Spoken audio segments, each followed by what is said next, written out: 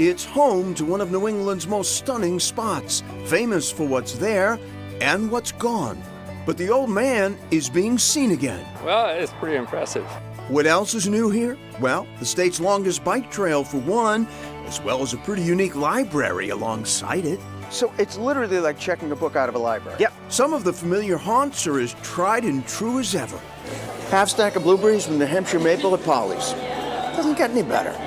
And speaking of haunts, Is it haunted? There are lots of stories. it's a special place full of stories, the main streets and back roads of Grafton County, New Hampshire.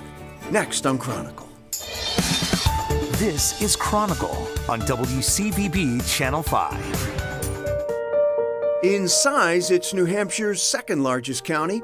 Its location, straddling the center of the state, makes it feel like the true heart of things in more than just geography. It's rare that a single county defines an entire state, but Grafton County does, and why wouldn't it? Some of New Hampshire's most famous towns are here.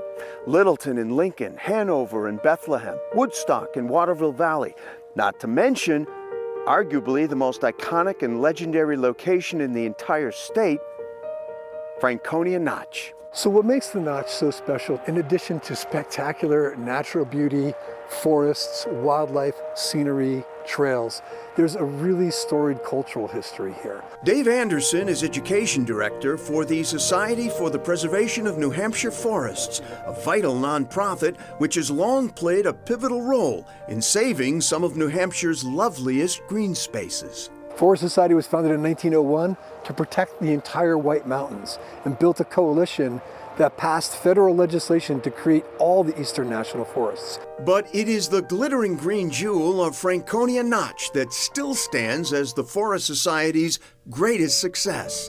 On August 2nd, 1923, the famed Profile House Grand Hotel burned down.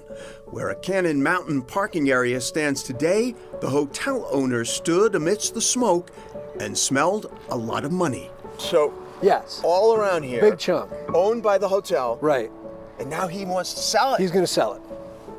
Yep. to the highest bidder. To the highest bidder. And there were forestry logger interests that were looking and sniffing around in here because there was some significant timber resources, and the Society for the Protection of New Hampshire Forests launched a campaign to buy the Notch for the people.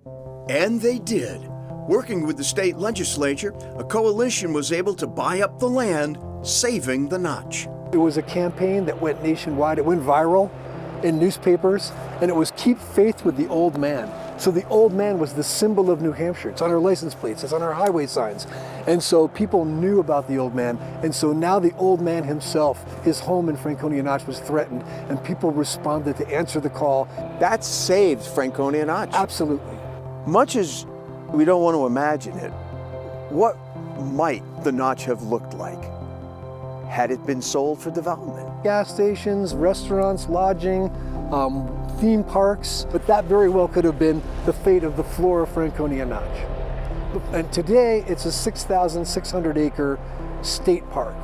Since 1938, the roof of the park, 4,080-foot Cannon Mountain, has been accessed by North America's first passenger aerial tramway, where the views are expansive and, aside from Interstate 93, remarkably unspoiled. State parks are owned by National Forest. One of the big draws of Cannon is its place in the natural environment. For sure, the rugged, pristine landscape is part of Cannon's core identity, but interim general manager Greg Keeler knows well the mountain's unique place in New England ski history.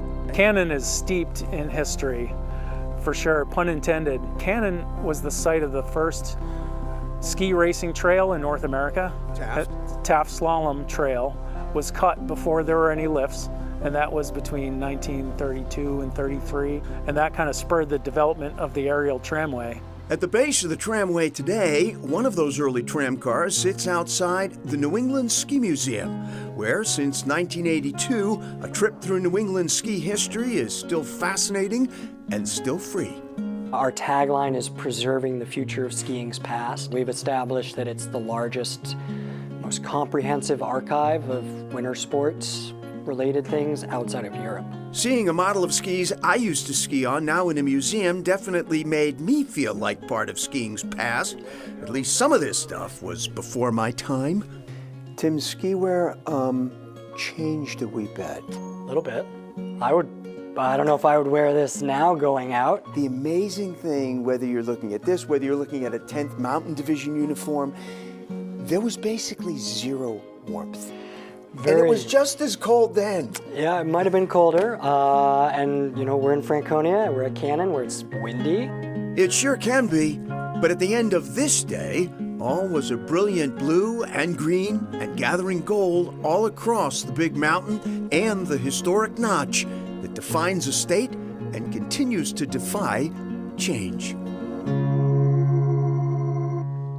And you know, the Society for the Protection of New Hampshire Forests spearheaded the effort to save Franconia Notch from development, but there were a lot of other factors over the years as well. And all of those efforts really led to the creation of Franconia Notch State Park, which is actually dubbed the flagship of the New Hampshire State Parks, and that's 6,500 acres will help secure a green future for that area. It's hard to imagine it being anything else than this because it's so spectacular. Coming up, pancakes worth the drive.